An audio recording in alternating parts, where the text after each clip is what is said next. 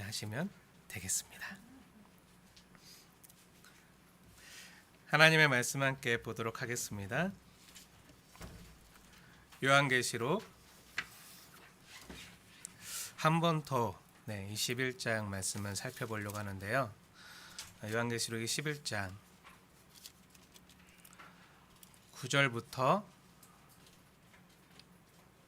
11절까지 다 읽진 않을 거고요. 9절부터 11절까지 세 절 말씀 함께 합독해서 봉독해 올리겠습니다. 시작. 일곱 대접을 가지고 마지막 일곱 재앙을 담은 일곱 천사 중 하나가 나와서 내게 말하 이르되 이리 오라. 내가 신부 곧 어린 양의 아내를 내게 보이리라 하고 성령으로 나를 데리고 크고 높은 산으로 올라가 하나님께로부터 하늘에서 내려오는 거룩한 성 예루살렘을 보이니 하나님의 영광이 있어 그 성의 빛이 지극히 귀한 보석 같고 벽옥과 수정같이 맑더라. 아멘. 오늘 이 말씀의 본문을 가지고 다시 한번 보석 같은 성도라는 말씀의 제목을 함께 은혜를 나누겠습니다. 지난주에 예배 드리기 전에 한 성도님께 이런 질문을 받았어요. 목사님, 오늘 주보를 보니까 오늘 본문이 평소와 다르게 길게 잡으셨네요. 네. 항상 성경 본문을 한 문단씩, 성경 보면은 그 본문 앞에 동글뱅이 있잖아요. 이게 한 패러그래프, 한 문단이거든요. 하나의 핵심 중심 주제가 담겨 있는. 그래서 하나의 말씀을 그 중심 주제를 잘 드러내기 위해서 한 문단씩 이렇게 잡았었는데 오늘은 한 장 전체가 본문이네요. 하시고 질문하시는 거예요. 그러면서 목사님 아쉬워요. 조금 더 깊게 자세히 다루셨으면 좋겠어요. 라고 말씀해 주셨어요. 네, 이 말씀을 듣는데 말씀 사역자로서 설교자로서 너무 기뻤어요. 정말 기뻤어요. 그동안 잘 듣고 계셨구나. 그리고 본문을 한 문단씩 두 문단씩 짧게 잡고 어떻게 보면 자세히 강해하느라 오래 걸렸잖아요. 요한계시록도 오래 걸렸잖아요. 그러면 때론 지루하고 또 힘드시기도 하셨을 텐데 그래서 빨리 끝나고 다른 성경의 맛도 보시고 싶으실 텐데 그런데도 아쉬워하시고 더 자세히 깊게 다뤄주시길 원하시는 모습을 보고 참으로 기뻤어요. 네, 설교자로서 너무 마음이 기뻤는데 믿지 않으실지 모르겠지만 제가 설교를 너무 오래 길게 해서 혹시 힘들어하시진 않을까 생각해서 가끔 성도님들께 물어볼 때가 있어요. 혹시 설교 시간이 너무 길어서 힘들지는 않으십니까? 이렇게 물어보면요. 어떤 성도님께서는요. 이렇게 말씀하세요. 아니요. 저는 너무 짧게 느껴져요. 오히려 더 자세히 길게 해주셨으면 좋을 것 같아요. 라고 말씀하시는 분이 안 믿어지시겠지만 있으세요. 그러니까 저도 차도 안 믿어져서 성도님 진심이십니까? 그러면요. 진심이래요. 네, 그러면 또 너무 감사해요. 말씀을 진지하게 받아들이시고 먹고 계시는구나. 하나님의 말씀은 사랑하시는구나. 이렇게 생각하면 또 감사해요. 하지만 이런 생각은 소수 의견이겠죠. 네, 그렇게 제한된 소수의 생각임을 알기 때문에 저를 긍휼히 여기시고 저를 격려하기 위해서 착한 성도님께서 이렇게 말씀하시는구나. 소수 의견일 뿐 다수 의견은 아니구나. 라는 것을 알기에 착각하진 않으려고 합니다. 그러니까 안심하세요. 네. 지난주에 평소와 같지 않게 계시록 21장 전체를요. 본문으로 잡은 것은요. 천국에 대한 메시지를 아무리 수천 번 수만 번 나누어서 자세히 강해하고 전한다고 할지라도요. 인간의 언어로는요. 질적으로 다른 완성된 하나님 나라의 그 영광과 광채 그 천만분의 1 아니 천만조 분의 1도요.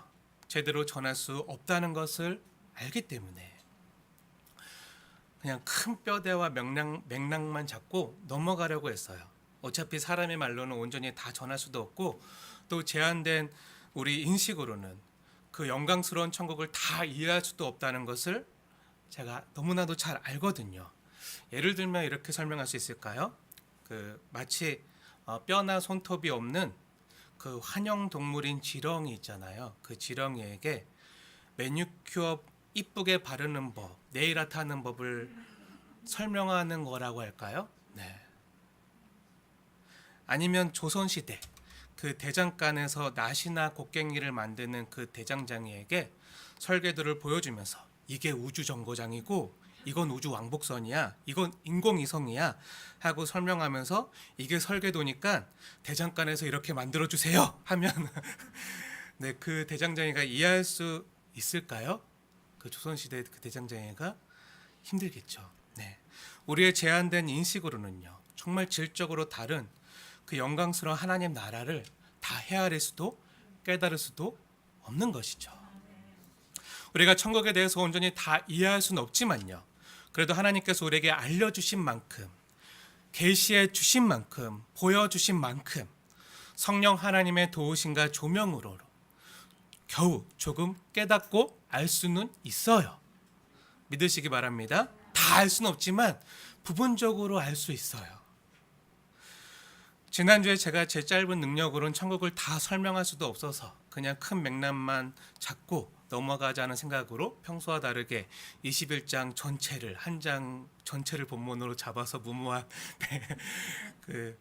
도전을 했지만 그런데 예배를 마치고 성도님들께 몇 가지 질문을 받고 또 개인적으로 몇몇 분들과 이야기를 하면서 또 한 주간 천국에 대해서 묵상을 하면서 인간의 언어로 다 설명할 수가 없고 다 온전히 전할 수 없는 한계가 있다고 할지라도 천국에 대한 성경이 제시하시는 분명한 천국의 모습을 스케치해드리고 이 천국에 대한 분명한 맥락은 잡을 수 있도록 바른 길잡이 역할은 해야겠구나 하고 다시 생각하게 되었어요. 그래서 다시 한번 오늘 21장 지난주는 8절까지 말씀을 집중적으로 다루었다면 오늘은 9절부터 마지막 절까지 다시 한번 집중해서 보려고 하는데요. 제가 다시 한번 이렇게 다루려고 하는 건 지금까지 우리가 가지고 있었던 천국에 대한 고정관념이 쉽게 바뀌지가 않는구나. 우리가 흔히 가지고 있었던 천국에 대한 고정관념이 성경에서 제시하고 보여주는 그 천국의 모습과는 너무나도 많이 다르거나 그 간극이 너무나도 크거나 라는 것을 새삼스레 다시 한번 느끼고 깨달았기 때문이에요. 지난주에도 말씀드렸지만 우리가 흔히 생각하는 천국의 모습, 천국을 떠올리면 천국의 이미지가 어떠합니까? 황금길이 깔리고 12진주와 수많은 찬란한 보석으로 장식된 그런 황금성의 모습을 먼저 떠올려요. 지난주에도 말씀드렸지만 내가 본 천국 같은 천국 다녀오신 분들의 간증집이나 또 옛날 부흥 강사 목사님들의 이야기 속에 등장하는 천국의 모습은요, 황금과 보석으로 수놓아진 건물이었어요. 그래서 부흥 강사 목사님들께서 주로 하셨던 이야기가 이 땅에서 하나님을 위해서 헌신하고 봉사하면 그 상급으로 하늘나라에서 황금길 깔린 큰 맨션을 받고, 그렇지 못하고 겨우 예수 믿고 부끄러운 구원을 받으면 초가집을 받거나 아니면 계집 같은 곳에서 살게 될 것이다. 네, 이런 말씀 많이 하셨어요. 이 땅에서 주님을 위해서 애쓴 사람은 천국 가서 금 면류관 받고 아무 공로 없는 사람은 개털 모자 받는다. 네, 이런 말씀 많이 하셨어요.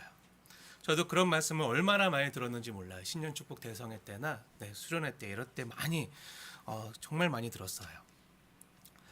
그리고 그러한 근거로 제시하는 본문이 오늘 계시록 21장 9절부터 나오는 새 예루살렘 성의 찬란하고 화려한 이미지들이에요. 지난주는 8절까지 내용을 중심으로 다루었다면 오늘은 이런 분들이 근거로 제시하는 9절부터 27절까지 본문을 근거로 우리의 고정관념에 잘못 형성된 천국에 대한 이미지를요, 성경에서 우리에게 제시하는 대로, 성경이 보여주는 대로 다시금 정말 영광스러운 모습으로 다시금 천국에 대한 모습을 그려보려고 합니다. 우선 천국의 황금길이 깔린 고급 맨션이나 초가집, 또 이 땅의 공로에 따라서 받는 금면류관이나 개털모자를 상급으로 받는다는 그런 이야기들을 우리가 많이 듣고 또 그렇게 하셨는데, 먼저 이것에 대한 반박부터 하자면요. 지난주에도 말씀드렸지만 만약 우리가 소망하고 꿈꾸는 천국이 이런 모습이라면 천국 역시 이 땅과 다르지 않게 굉장히 세속적인 거죠. 이 땅에서 우리가 돈 때문에 울고 서러움을 당하고 해서 이 땅에서는 그렇더라도 저 하늘에서는 어디 마음껏 누리고 써보자 하는 우리의 물질적이고 세속적인 욕망이 무제한적으로 충족되어지고 실현되어지는 곳이 과연 천국의 모습일까요? 물론 천국이 그런 모습으로 우리에게 제시해 주는 것은요, 우리가 돈 때문에 물질이 없어서 굉장히 힘들잖아요. 고통을 당하고 눈물을 흘릴 때가 많잖아요. 하지만 그 나라는 풍요로운 나라, 풍성한 나라, 샬롬의 나라, 가득 찬 나라, 부족함이 없는 나라임을 우리에게 제시해 주기 위한 것이지, 정말 그곳이 어떤 물질적인 그런 우리의 욕망을 충족시키고 실현될 수 있는 곳으로 제시하고 있는 것은 아니에요. 예전 부흥강사 목사님들의 말대로 누구는 초가집 살고 누구는 황금길 깔린 수만 평 되는 고급 맨션에서 황금집에서 살면,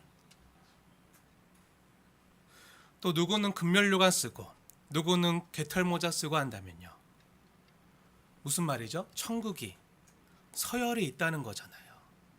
천국에도 계급과 신분이 나뉘어져 있다는 거잖아요. 천국 역시 서열을 따라서 차별이 존재하는 나라인가요? 여기서도 내 집 한 채 갖기 힘든데 천국 가서도 개집이나 초가집을 벗어나서 고급 맨션 차지하려고 그곳에도 아둥바둥하면서 그렇게 살아야 되나요? 천국에 그런 차별과 계급이 존재하는 곳이 아니잖아요. 물론 상급은 분명히 있습니다. 이 상급에 대해서 오늘 다 말할 수 없기 때문에 이 영광스러운 주님이 우리에게 약속하신 상급에 대해서 다음번에 나눌 거예요. 하지만 차별과 계급은요, 존재하지 않아요. 여러분이 소망하고 꿈꾸던 천국이 그런 차별이 존재하는 곳이라 여러분 믿으십니까? 아니잖아요. 이렇게 하나님 나라가요, 이 땅에서의 우리의 공로로, 사람의 공로에 따라서 좌지우지 되어지고 운명이 결정되어지는 곳이라면요, 그 하나님 나라는 은혜의 나라, 은혜의 왕국이 아닌 것이죠. 기독교의 가장 치명적인 적은요, 바로 이러한 공로주의예요. 공로. 이런 공로주의가 그대로 흘러가면요, 이건 자기 의를 쌓는 거고요, 은혜 기독교를 파괴하는 가장 큰 대적이 되는 거예요. 내가 어떻게 읽은 교회인데, 내 젊음과 내 평생을 다 바친 교회인데, 내가 이 교회를 위해서 얼마나 헌신했는데, 이런 생각이 들면요, 그러면 그때부터 이 교회의 주인은 나야, 그래도 이 교회의 지분이 내가 몇 프로 있지 하면서 교회를 사유하는 거예요.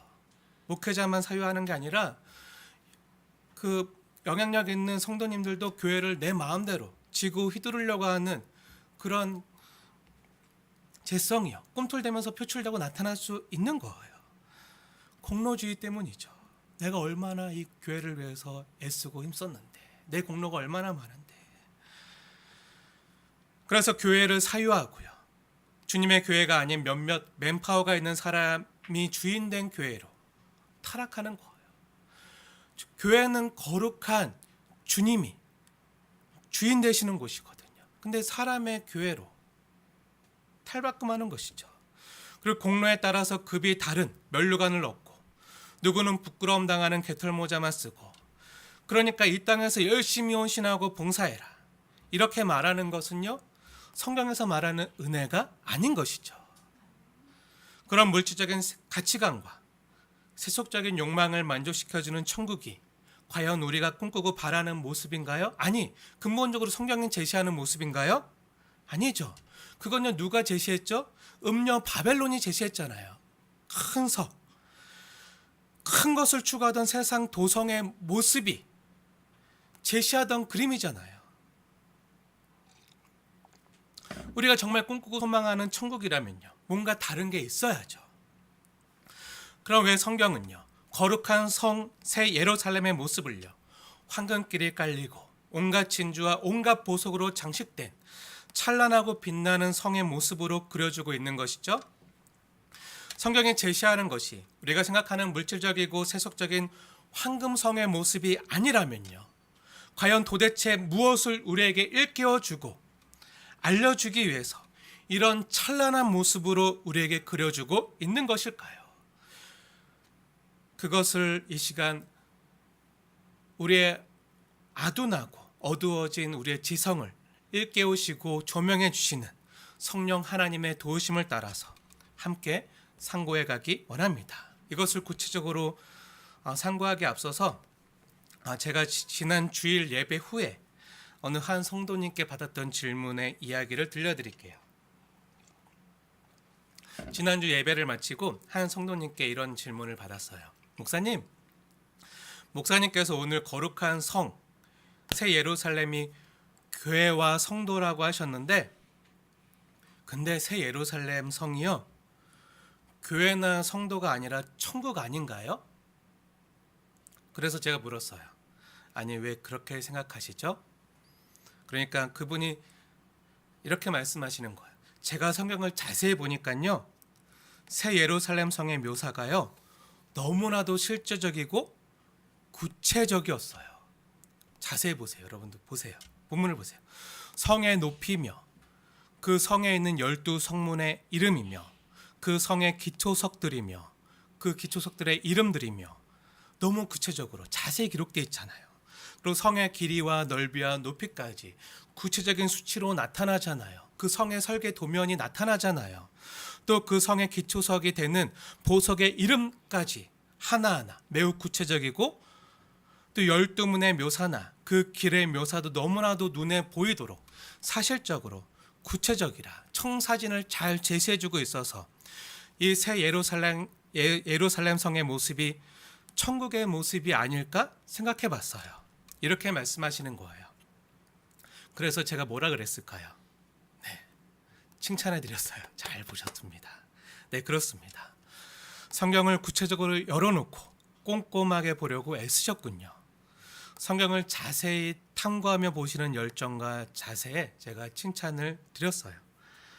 제가 다시 귀하고 복된 성도님들께, 여러분들께 질문을 드리겠습니다. 여러분은 계시록 21장에 나오는 거룩한 성, 새 예루살렘이요, 교회와 성도라고 생각하십니까? 아니면 거룩한 성, 새 예루살렘이요, 교회와 성도의 다른 이름이 아니라 완성된 하나님 나라에서 우리가 받게 되어지는 그 이름이 아니라 그 거룩한 성, 새 예루살렘이 그 자체로 그냥 천국의 모습이라고 생각하십니까? 여러분은 어떻게 생각하십니까? 네, 어떻게 생각하시죠? 네. 저는요, 거룩한 성, 새 예루살렘이요, 그래도 교회와 성도의 모습이라고 생각해요. 그래서 그 성도님에게 제가 이번 주에 다시 한번 왜 거룩한 성, 새 예루살렘이 교회와 성도를 가리키는 것인지 말씀해 드리겠습니다 하고 그렇게 말했어요. 하지만 제가 그렇게 말한다고 해서 이건 이거다, 두부 못 자르듯이 딱 정확하게 잘라지고 구분되고 말하기 어려운 부분이 있다는 것은 저도 인정해요. 그래서 거룩한 성, 새 예루살렘의 모습이 천국이라 하셔도 그렇게 생각해도 틀리지 않아요. 네, 우리 의정부 사람이 대한민국 사람이잖아요. 그쵸? 네. 의정부의 모습이 대한민국의 모습이잖아요. 그쵸? 그렇게 이해하시면 좀 이해가 될까요? 네. 천국의 모습이 맞아요. 거룩한 성, 새 예루살렘도 천국의 모습이 맞아요. 새 하늘과 새 땅, 새 예루살렘, 하나님 나라, 천국 다 우리는 혼용해서 천국이라고 이해해요. 그렇게 해도 틀리지 않아요. 맞아요. 하지만 조금 더 엄밀히 구체적으로 성경을 자세히 열어놓고 보면 조금씩 차이가 있음을 알게 돼요. 새하늘과 새 땅은요, 완성된 하나님의 나라, 온전한 천국의 전체를 가리키는 큰 개념이라고 한다면요, 거룩한 성 새 예루살렘은요, 그 새하늘과 새 땅에 임하는 그 새하늘과 새 땅에 속한 한 부분으로 성의 모습을 뜻해요. 우리가 지난주에 보아서 알지만 성 안에 성전이 없잖아요. 그럼 먼저 다른 질문 드리겠습니다. 원래 우리가 구약 성경에 보면은 성이 나오잖아요. 성벽을 재건하고 성을 재건하고, 왜 이런 성을 짓는 거죠? 왜 성벽을 세우는 거죠? 그 안에 중요한 성전이 있기 때문에 그 성벽을 세우고 성을 세우는 거예요. 그 성 안에 가장 귀한 성전이 있는 거예요. 그 성전을 보호할 예루살렘 성이 필요한 거예요. 구약 성경에. 우리도 옛 한양 도성 전체를 성벽으로 둘러쌌잖아요. 성벽이 왜 있었죠? 네, 백성과 왕궁을 보호하기 위해서 있었어요. 성벽으로 한양 도성 안에 있는 백성들과 그 경복궁이나 창경궁 같은 왕궁을 그 동대문, 서대문, 남대문이 이렇게 둘러싸서 보호하고 있잖아요. 그래서 성벽이 있고, 그 성벽을 통과하려면 동대문이나 서대문이나 남대문을 통해서 들어가야 됐어요. 그러니까 조선 땅 안에 한양이라는 수도가 있고, 이 수도 안에 성이 있고, 그 성 안에 왕궁이 있던 거죠. 네, 조금 이해가 되십니까? 네. 마찬가지로 새하늘과 새 땅에 거룩한 성 새 예루살렘이 있고요. 그 성 안에 성전이 있어야 되는데, 하지만 우리가 지난주에 본 것처럼 완전한 하나님 나라, 완성된 하나님 나라, 새하늘과 새 땅에는요, 성 안에 성전이 없어요. 왜 성전이 없죠? 눈에 보이는 건물인 성전이 왜 없는 거죠? 네, 참 성전 대신, 진짜 성전 대신 주 하나님과 어린 양이 계시기 때문이에요. 하나님과 어린 양께서 성전 자체가 되시기 때문에 눈에 보이는 건물로서의 성전이 불필요한 거죠. 새 예루살렘에 성전이 없다는 것은요, 곧 거룩한 성 새 예루살렘과 어린 양 되신 예수님이 완전한 연합을 이루었다는 것을 우리가 눈에 보이도록 성경이 제시해 주는 거예요. 그 거룩한 성 새 예루살렘 안에 어린 양이 계시잖아요. 성전 대신 어린 양이 계시잖아요. 완전한 연합을 이루는 거예요. 예수님과 함께 있는 것이요, 바로 하나님 나라고요. 예수님과 함께 있는 것이 천국이니까 예수님과 온전히 연합된 거룩한 성 새 예루살렘의 모습을요, 천국이라고 해도 틀리지 않아요. 맞는 말이에요. 하지만 그럼에도 우리는요, 거룩한 성 새 예루살렘의 모습을요, 성경에서 가르치는 모습 그대로 온전히 이해할 필요가 있다고 여겨져요. 왜냐하면 우리가 지금까지 천국하면 떠오르는 흔한 이미지가 황금길이 깔리고 황금성 안에 온갖 진주와 보석으로 장식되어 있는 그 찬란하고 아름다운 건물로서의 성의 이미지를 먼저 떠올리고 생각했기 때문이죠. 물론 이러한 모습도 틀린 것이 아니에요. 저는 사도 요한이요, 하나님이 보여주신 온전한 완성된 천국에 대한 환상을 직접 보고 그 천국의 찬란하고 영광스러운 모습을 우리 사람의 제한된 언어로, 또 죄로 인해서 타락한 우리의 지성과 우리 사람들이 이해하기 쉬운 언어로 최대한 가깝게 표현하고 이해시키기 위해서 그렇게 표현하려고 보니까 그러한 그림 언어로 이 성경의 원 저자 되시는 성령 하나님의 인도하신 가운데 이렇게 기록했다고 믿어요. 이러한 전제를 가지고 오늘 다시 성경이 말하는 천국의 모습에 대해서 다시 한번 성경적인 가르침으로, 그 가르침을 따라서 스케치해 볼 텐데요, 말씀을 따라서 잘 따라와 주시길 권해드립니다. 그럼 사도 요한이요, 성령의 인도하신 가운데 완성된 새하늘과 새 땅에서 보았던 거룩한 성 새 예루살렘의 모습을 왜 찬란하고 빛나는 황금길과 수많은 보석과 12문과 12진주의 모습으로 그려주고 있을까요? 과연 이렇게 표현하는 것이 천국의 어떠한 모습을 우리에게 표현해주고 전달해주기 위함이었을까요? 네, 저는요, 이것이 완성된 천국에 있는 어린 양의 신부된 교회와 성도의 모습을 거룩한 성 새 예루살렘의 찬란하고 빛나는 모습으로 지금 성경이 우리에게 제시해주고 그려주고 있다고 믿어요. 정말 그러한가? 다시금 성경 말씀을 보겠습니다. 계시록 21장 2절 말씀 한번 보세요. 2절 말씀 함께 읽겠습니다. 시작. 또 내가 봄에 거룩한 성 새 예루살렘이 하나님께로부터 하늘에서 내려오니 그 준비한 것이 신부가 남편을 위하여 단장한 것 같더라. 네. 아멘. 새 예루살렘 성이 찬란하고 빛나는 진주나 보석 같은 모습으로 그려진 것은요, 신부가 남편을 위해서 아름답게 이쁘게 빛나게 단장한 모습이라는 거예요. 신부 화장을 한 아름답고 빛나는 신부의 모습을 상징적으로 표현하기 위한 것이죠. 그리고 9절과 10절 말씀을 다시 한번 자세히 보세요. 9절과 10절 말씀 함께 읽겠습니다. 시작. 일곱 대접을 가지고 마지막 일곱 재앙을 담은 일곱 천사 중 하나가 나와서 내게 말하여 이르되 이리 오라. 내가 신부 곧 어린 양의 아내를 너에게 보이리라 하고 성령으로 나를 데리고 크고 높은 산으로 올라가 하나님께로부터 하늘에서 내려오는 거룩한 성 예루살렘을 보이니. 네. 이리로 오라. 내가 신부 곧 어린 양의 아내를 너에게 보일 텐데, 그래서 성령님께서 데려가서 보여주신 것이 무엇이죠? 하나님께로부터 하늘에서 내려오는 거룩한 성 예루살렘을 보여주는 거예요. 근데 거룩한 성 예루살렘이 뭐라고요? 신부 곧 어린 양의 아내라는 거예요. 건물이 아니라 교회, 어린 양의 아내 된 구약과 신약의 모든 성도들, 교회라는 거예요. 지난주에도 함께 확인했던 내용이지만요, 9절에서 말하는 신부, 그 어린 양의 아내의 모습이 어떤 모습이라고요? 네, 10절에 보니까 어린 양의 아내의 모습인데 새 예루살렘 성의 모습이라고요. 그 모습이 신랑 되신 예수님과 신부의 관계라고요. 그 성 안에 성령 되신 신랑이 함께 연합하여 있는 모습이라고요. 성경에서 완성된 천국의 모습을 통해서 강조하고 싶어하는 진짜 모습은요, 이러한 관계예요. 관계. 신랑과 신부의 아름다운 관계, 이 영광, 하나님과 하나님의 백성의 관계죠.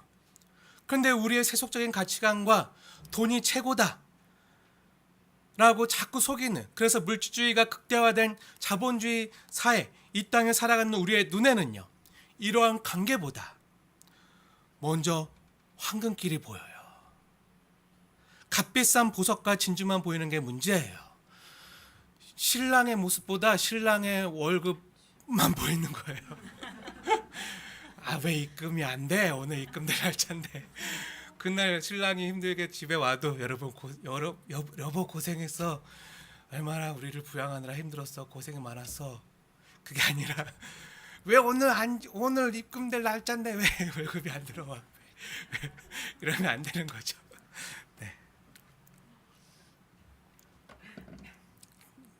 네. 네. 저는 너무 감사하고 있어요. 네.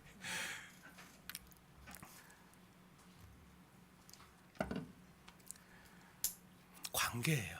물질이 아니라, 신랑이 가져다 주는 선물이 아니라, 먼저 강조하고 싶은 건요, 그 신부와 신랑의 사랑의 관계, 아름다운 연합을 우리에게 제시해 주는 거예요.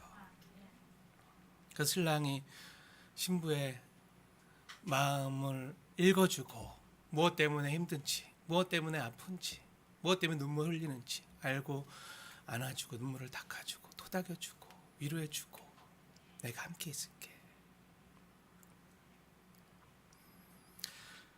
이런 관계를 우리에게 먼저 보여주는 거예요. 근데 우리 눈에는 자꾸 황금길이 보이고 황금성이 보이고, 아, 값비싼 보석, 진주 같은 게 보이고, 아, 내가 살 집은 몇 평일까? 네, 수만 평 맨션이면 좋겠다. 황금길 깔린 대저택에 나를 섬겨주는 많은 하인들이 막 즐비한 그런 곳이면 좋겠다. 막 이런 생각을 하죠. 천국에 가서도 그렇게 살길 꿈꾸죠. 근데 그게 아니라는 거예요. 그동안 조국 교회는요, 천국에서 누리는 가장 영광스러운 이 신부와 신랑의 관계는 등한시 한 채 물질만 강조했어요.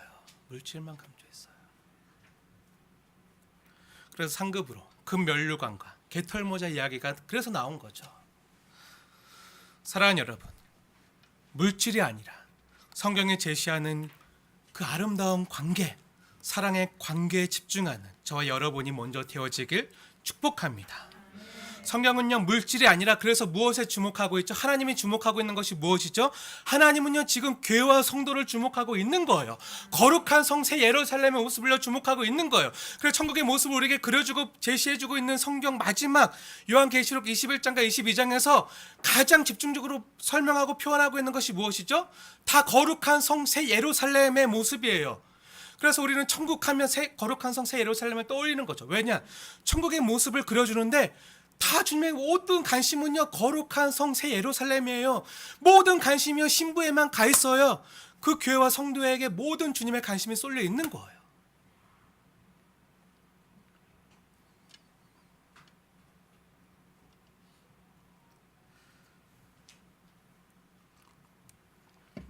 천국 역시요, 주님의 관심은요, 사람이 먼저예요. 물질이 아니에요.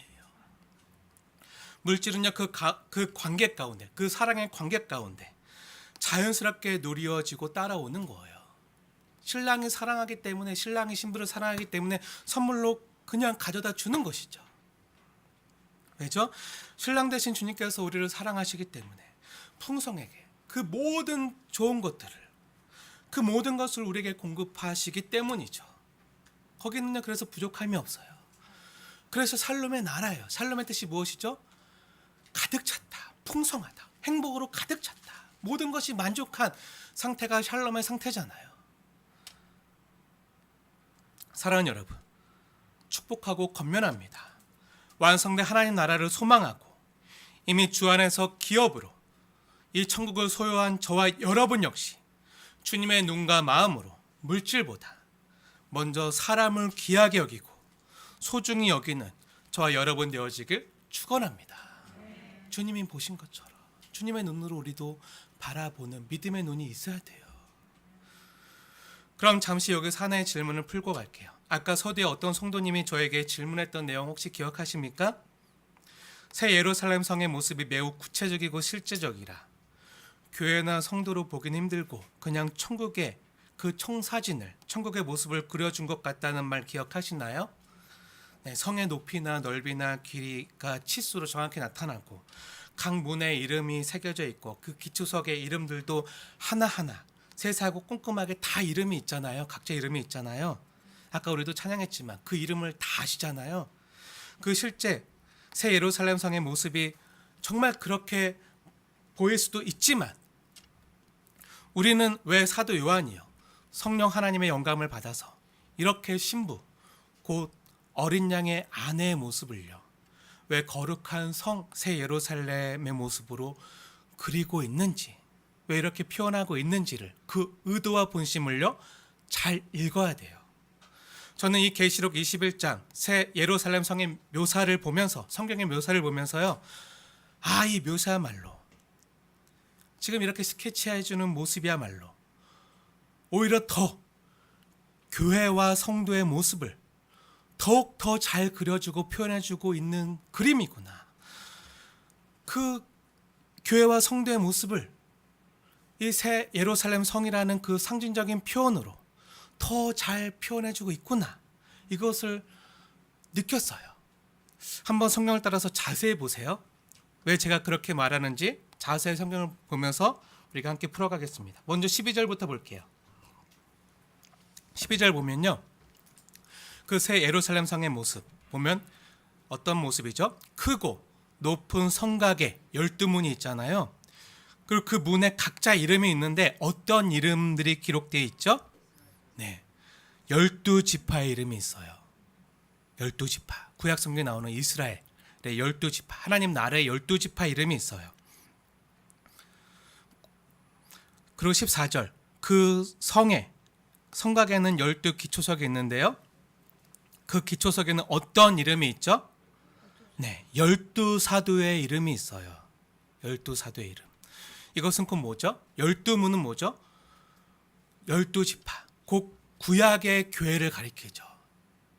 12지파, 구약의 교회예요. 또 12기초석은요, 신약 교회의 대표, 그 12사도잖아요. 신약 교회를 가리키죠. 오히려 더 교회를 분명하게 드러내는 그 이름들이에요. 구약 교회와 신약 교회. 하나님의 교회 공동체의 모습이죠. 그리고 16절 보시면 그 성의 길이와 너비와 높이를 측량하는데 그 수치가 얼마죠? 네, 12,000 스타디온이에요. 스타디움이 여기서 발생했다, 유래했다 그랬잖아요. 스타디온. 그 12,000은 뭐죠? 네, 12,000. 네, 12 곱하기 1000이죠. 12 곱하기 1000 하면 12,000이죠. 네, 12는 하나님의 백성을 상징하는 성경의 숫자고요. 1000은 완전수라고 했잖아요. 충만을 상징하는 수. 10이 충만을 상징하는데 10 곱하기 10 곱하기 10, 충만 곱하기 충만 곱하기 충만, 그게 1000이에요. 그러니까 뭐죠? 하나님 백성의 충만한 수가 12,000 스타디온이라는 거예요. 그러니까 구원받은 성도들의 충만한 수, 완전한 하나님의 교회가 12,000 스타디온으로 표현된 거죠. 하나님의 자기 백성 삼은 자들은요, 한 영혼도 빠짐없이 완전하게 다 하나님의 보호하신 가운데 들어간다는 이야기예요. 그리고 17절에 성곽을 측량하니까 144 규빗이잖아요. 144 규빗이잖아요. 144는 어떻게 나오죠? 12 곱하기 12 하면 144예요. 그렇죠. 이건 역시 구약의 12지파와 신약의 12사도를 곱하면 구약교회와 신약교회를 곱하면 144가 되는데요. 모두 하나님의 백성 공동체인 교회를 상징적으로 나타내는 숫자예요. 여기 구체적인 144 규빗이 성경이 뭐라고 얘기하죠? 144 규빗이 뭐라고 얘기하죠? 자세히 보세요. 사람이라고 얘기하잖아요. 사람이고 이것을 천사가 측량했다는 거예요. 성령이 새 예루살렘 성을요, 사람이라고 우리에게 제시해 주고 있는 거 분명히. 물질이 아니죠. 황금이 아니죠. 사람이라는 거예요. 성경은요, 성과 성병 모두 하나님의 온전한 백성 공동체인 교회로 구성되어 있음을요, 상징적으로 우리에게 보여주고 있는 거예요. 너무나도 분명하고 여실하게.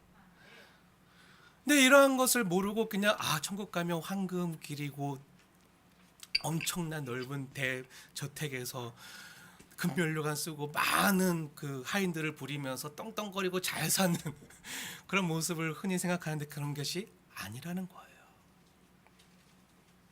또 19절 보면요, 성의 기초석이 어떻게 돼 있죠? 각색 보석으로 꾸며졌잖아요. 14절에 보면 12 기초석이 누구의 이름이라고요? 12사도의 이름을 딴 신약 교회라고 했잖아요. 그래서 보석도 세어보면요, 12종류의 보석의 이름들이 나와요. 12보석의 이름들이 나와요. 그리고 21절 보면요, 12문이 나오는데요. 21절에 12문. 12문이 뭐죠? 12절에 보니까 구약 교회인 12지파의 이름이라고 했잖아요. 근데 그 12문도요, 12진주로 되어 있어요. 왜죠? 신약 교회와 구약 교회를 12보석과 12진주로 표현하고 있는 거죠. 여러분 감이 오십니까? 하나님께서 구약의 성도들과 신약의 성도를요, 구약 교회와 신약 교회를요, 뭐라고 표현하고 있죠? 보석 같다고 표현하고 있는 거예요. 12보석과 12진주로 표현하고 있는 거예요.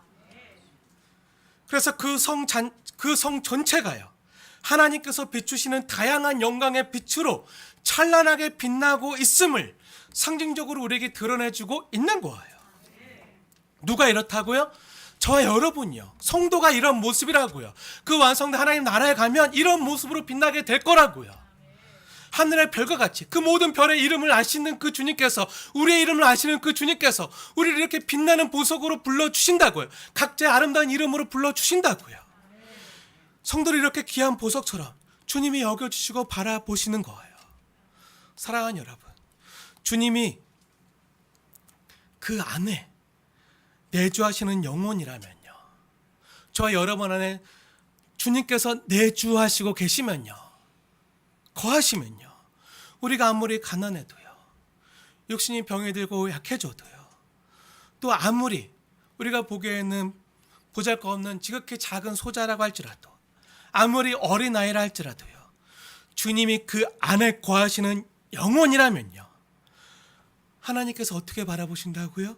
그 어떤 것보다 귀하게 여기시고 존귀 대하고 계심을 여러분이 알고 깨닫고, 저 여러분도요 그렇게 내 옆에 있는 지체와 자매와 형제를요 그렇게 보석같이 아름답게 바라보시길 주님이 원하신다는 거예요.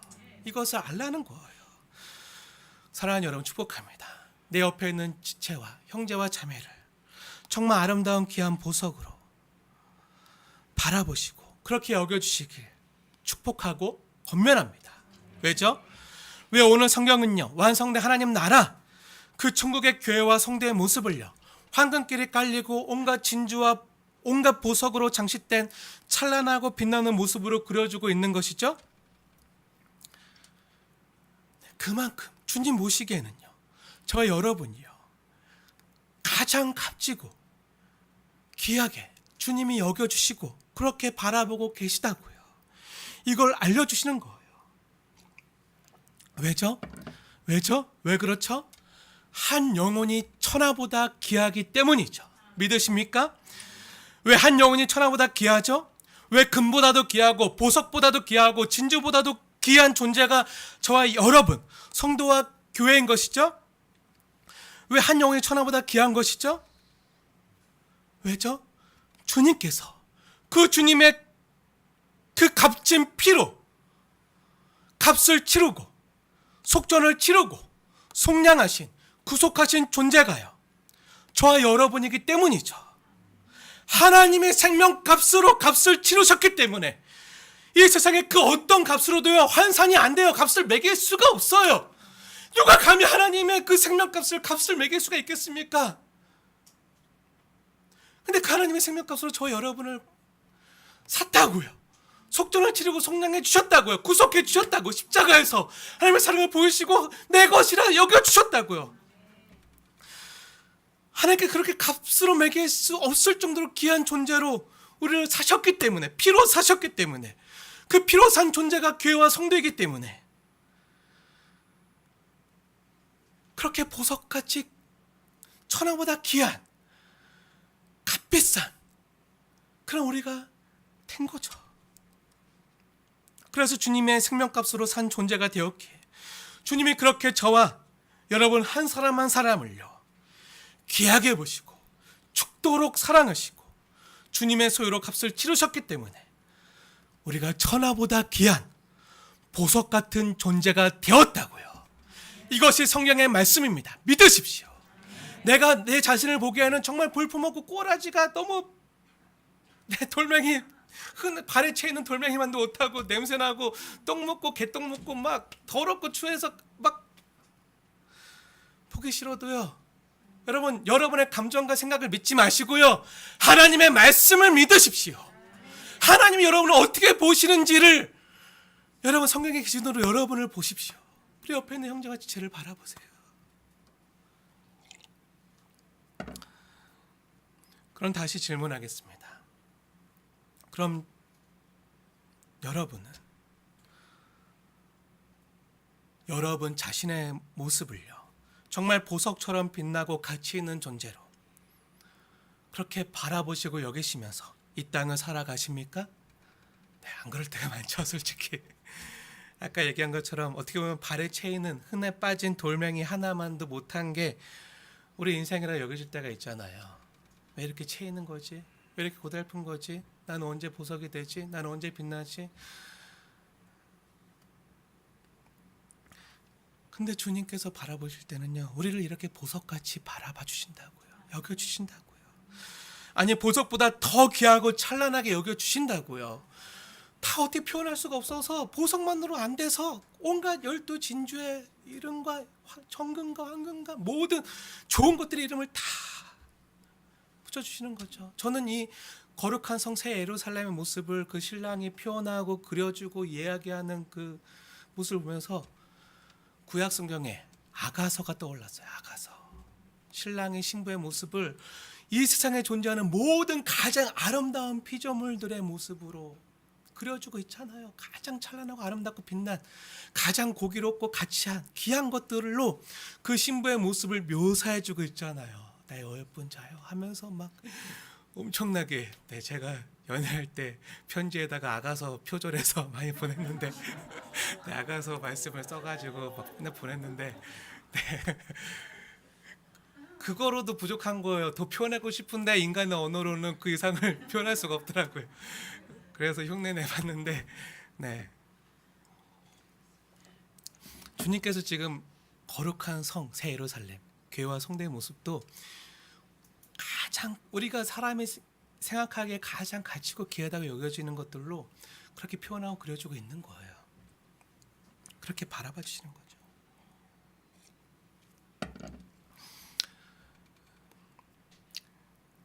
계곡이나 바다에 많은 돌멩이가 흩어져 있잖아요. 근데 제가 오늘 바다에 가서 정말 이쁜 하얀 매끈매끈한 하얀 흔해 빠진 돌 하나를 이만한 돌을 이런 하얀 돌을 가지고 왔어요. 가지고 와서 깨끗이 씻어가지고 돌멩이에 넌 내 거 하트 뿅뿅 그리고 그 돌멩이 이름을 써 넣는 거예요. 전진영 내 거 막 이렇게 딱.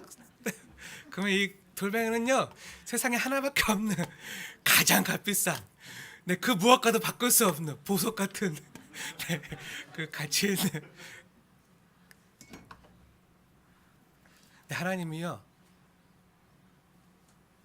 돌멩이 같은 걸 하나 들어서 그 안에 이호수라고 그 흰돌에 써 넣는 거예요. 우리가 봤잖아요. 요한계시록 2장과 3장에서 승리한 그 흰돌에 주님이 이름을 써주시는 거. 그게 성도라고요. 교회라고요. 주님께는요 세상에서 가장 하나밖에 없는 주님이 직접 이름을 지으시고 명하시는 그 모든 별의 이름을 아시고 모든 보석의 이름을 아시는 주님께서 그렇게 저 여러분을요 기억하시고 이름을 불러주신다고요. 제가 복음을 전할 때마다 학생들에게 오늘도 했는데 가장 많이 하는 말 중에 하나지만 주님이 우리를 사랑할 만해서 사랑한 것이 아니라 사랑할 만한 존재가 되게 하시려고 먼저 사랑해 주셨다라고 그렇게 전해요. 지금 여러분 스스로가 사랑할 만한 존재가 되셨다고 생각하십니까? 네, 아니잖아요. 솔직히 아니잖아요. 저도 그래요. 근데 사랑할 만한 존재가 가치 있는 존재가 되게 하시려고 먼저 찾아와 주시고 사랑해 주시고 보잘것없는 무가치한 나를 하나님의 생명 값으로 그 핏값으로 가장 세상에 어떤 것으로도 값을 매길 수 없는 그 하나님의 귀한 생명값으로 사신 거예요. 그래서 우리가 값비싸진 거죠. 그렇게 해서 찾아와 주셨고 임마누엘을 주셨고 임마누엘 하시기 때문에 우리를 그냥 내버려 두실 수가 없으셔서 우리를 죄와 사망에서 이 악한 상에서 건져 주셨고 아름답게 만들어 가시는 거죠. 어떻게 보면 아직은 석탄 같은 모습이고 못생긴 돌멩이고 원석 같은 모습이지만 주님의 손 안에 있으면요 시간이 지나면요 그 석탄이 다이아몬드가 되는 거예요.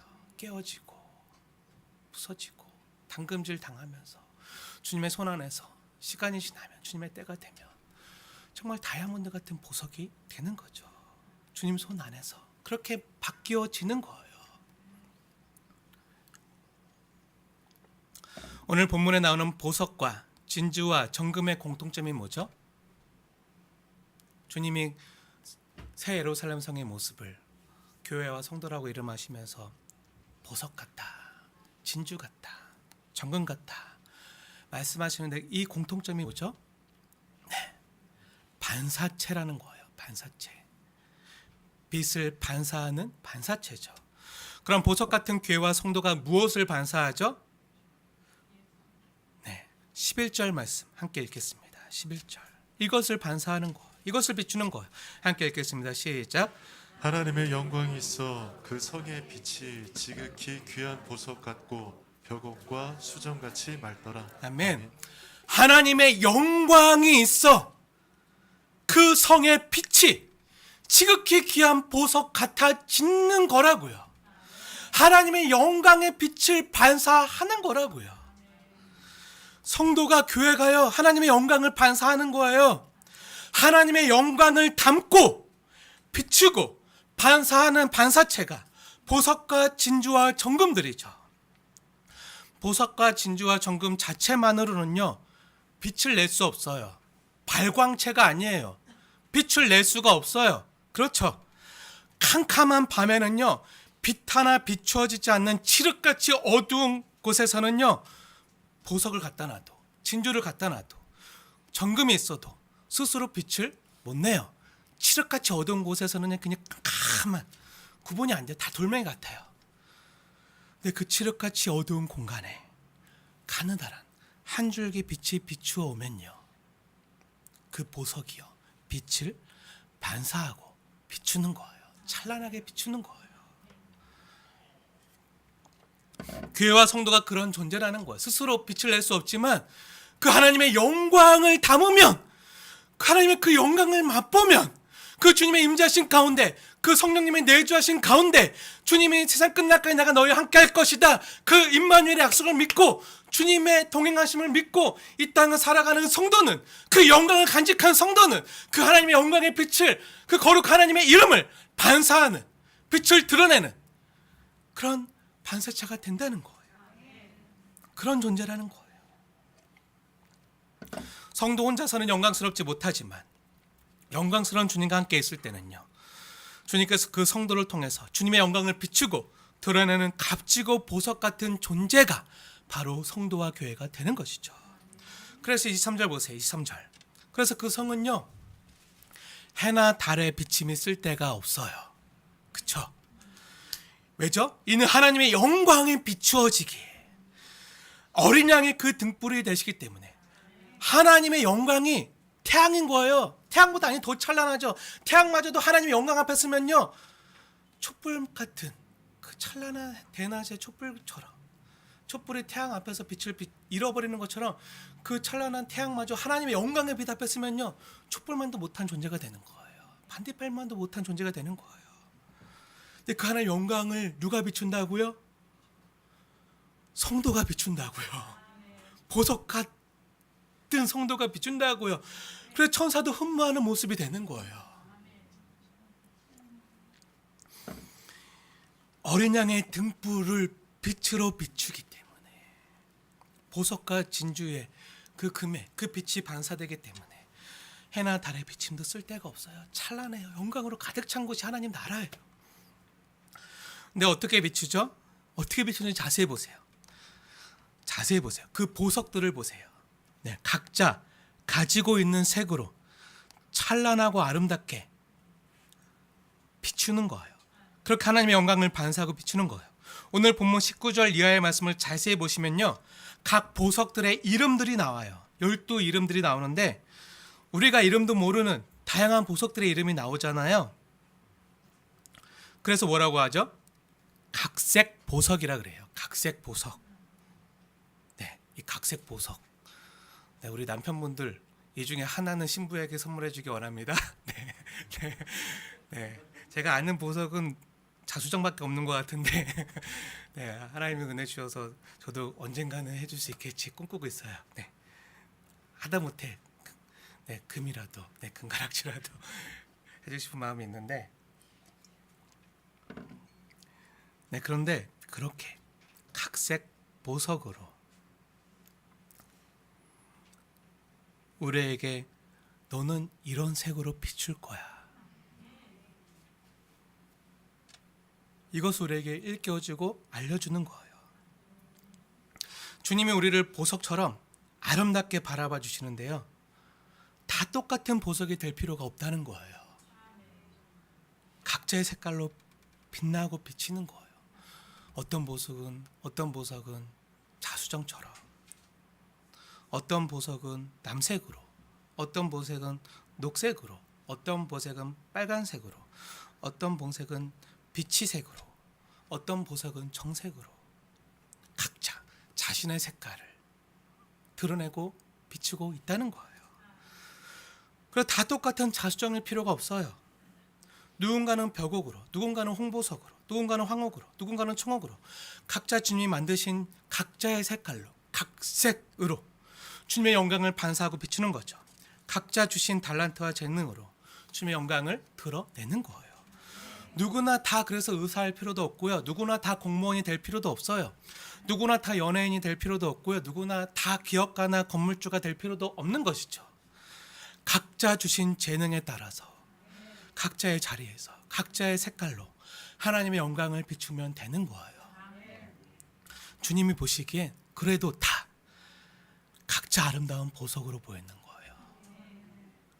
그래서 누구는 목소리로, 누구는 맛있는 음식으로, 누구는 사진이나 영광으로, 또 누구는 가르치는 것으로, 누구는 교회를 청결하게 하는 것으로, 누구는 차량 봉사로, 다 각자의 모습으로 그 영광을 드러내고 비추고 있는 것이죠. 하나님 나라의 화원에는요, 하나님 나라 그 꽃밭 정원에는요, 다 장미일 필요가 없어요.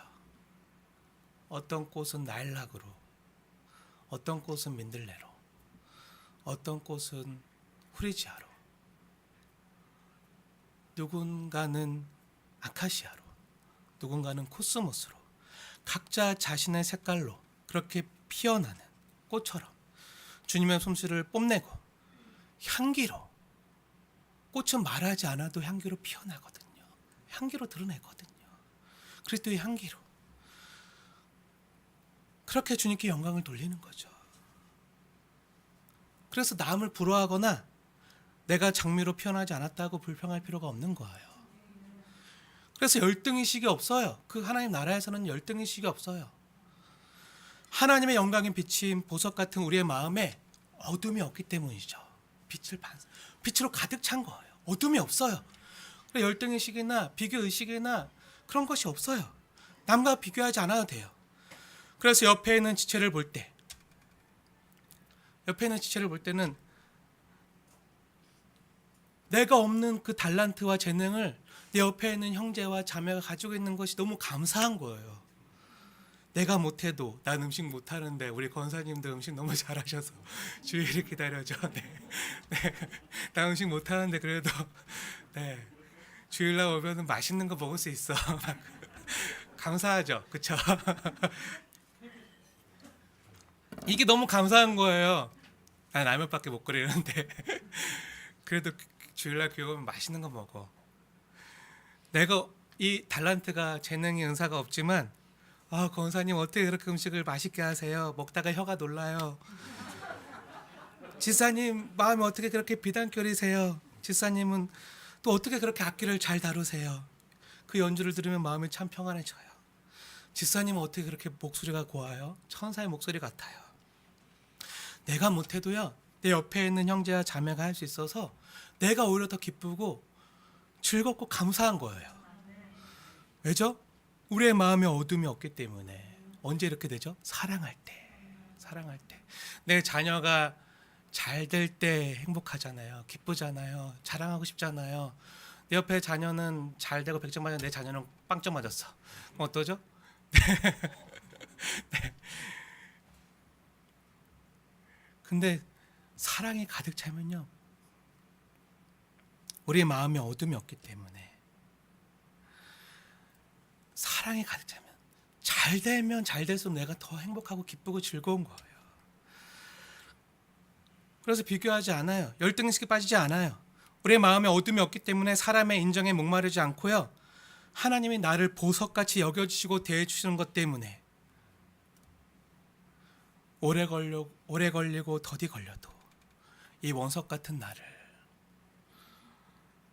보석으로 만들어 주실 것을 믿기 때문에 주 안에서 참된 만족을 누릴 수 있는 것이죠. 사랑하는 여러분, 오늘 성경이 제시하는 참된 천국의 모습, 천국에 있는 거룩한 성, 새 예루살렘, 교회와 성도의 모습을 이제 아시겠습니까? 우리의 세속적인 천국의 모습에서 성경이 제시하는 천국의 참된 모습으로의 그런 인식의 전환이 있으셨습니까? 어떻게 보면 오늘날 조국교회가 이런 코페르쿠스니 이름도 어렵네요. 네, 영어라. 네, 이런 인식의 전환이 있어야 돼요. 근데 천국을 잘못 오해하고 있기 때문에 이곳에서도 잘 되고 더 많이 갖고 더 성공하고 더 움켜쥐는 게 그것이 복받은 존재로 또 그래야지 그렇게 복받아야지 이게 복받은 증거니까 천국에 더 많은 상급으로 더 많이 더 권세와 그 영광을 누리는 부를 누리는 것으로 오해해서 잘못 그러니까 그릇된 어떻게 보면 바벨론이 제시하는 그 성의 모습을 천국이라고 착각하고 잘못 쫓아가고 잘못 따라가고 있는 거죠.